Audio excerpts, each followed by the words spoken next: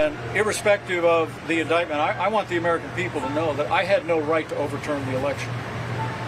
And then on that day, President Trump asked me to put him over the Constitution, but I chose the Constitution, and I always will. And I really do believe that anyone who puts themselves over the Constitution should never be president of the United States. And anyone who asks someone else to put themselves over the Constitution should never be president of the United States again. I've been very forthright about this issue, and I'll continue to be. That was former Vice President Mike Pence, leveling his strongest criticism yet against his former boss, even if Pence couldn't bring himself to condemn Donald Trump by name for his indefensible actions on January 6th. Listen, I don't mean to step on Mike's big chest-pounding moment here, but this whole thing might be a little more convincing if Mike didn't have to look down at his notes to remember what he was supposed to be angry about. I really do believe that anyone who puts themselves over the Constitution should never be president of the United States. But hey, Mike Pence finally found something approximating a spine, so let's hear what the guy has to say. And the first time I heard in early December somebody suggest that as vice president I might be able to decide which votes to reject and which to accept, I knew that it was false.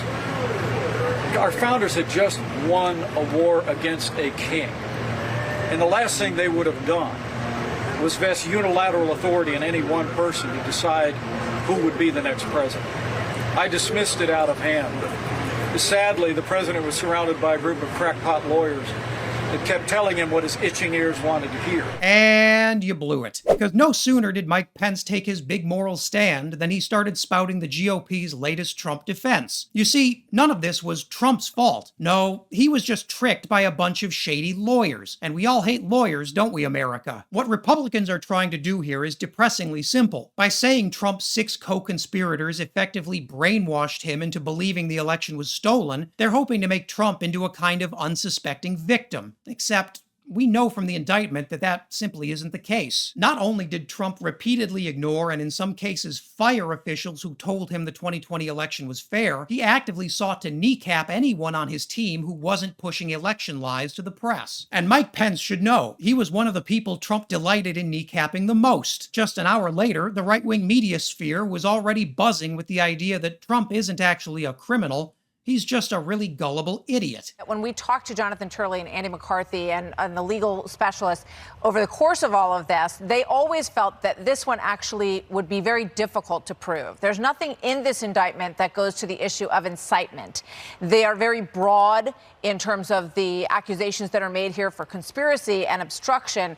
And I think it's a big question about whether or not we'll hold up. What does the president have the right to do? What does he have the right to say? So you're looking into statements that the president said, you know, he was being convinced by his attorneys. And obviously he was listening to the attorneys that he wanted to listen to because other people were telling him the exact opposite. But is there a crime here is the question. I'll take that one, Martha. Yes, there is a crime here. Organizing fake electors who illegally signed forms declaring themselves the real electors is absolutely a crime. And Trump is charged not only with planning to do that, but actively working to carry out that crime. That's why in the indictment, Trump caught charges for both conspiracy to obstruct a proceeding and attempting to obstruct a proceeding. And many of the most damning parts of that indictment came from the personal notes of one Vice President, Mike Pence. Ooh, drama. But over in the tragic kingdom, presidential hopeful Ron DeSantis is taking a different approach by arguing that actually jury trials are stupid and no one is actually fit to pass judgment on Donald Trump at all. You know, the reality is a Republican, a D.C. jury